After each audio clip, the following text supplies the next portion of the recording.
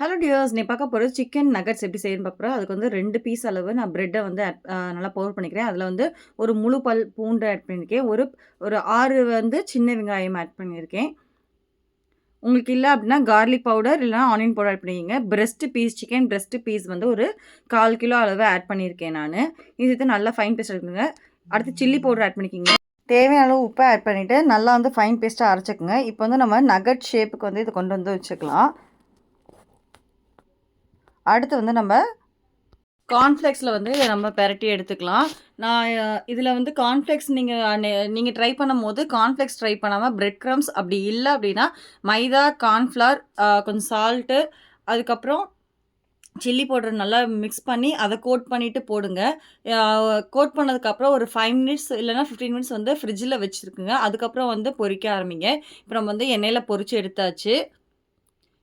இப்போ அவ்வளோதான், ரெடி ஆயிடுச்சு. மீடியம் ஃப்ளேம்லேயே வச்சு பொரிங்க. கண்டிப்பாக ட்ரை பண்ணி பார்த்துட்டு எப்படி இருக்குன்னு எனக்கு சொல்லுங்கள். அவ்வளோதான், இப்போ நம்மளுக்கு சிக்கன் நகட்ஸ் ரெடி ஆயிடுச்சு. Thank you so much. பாய்.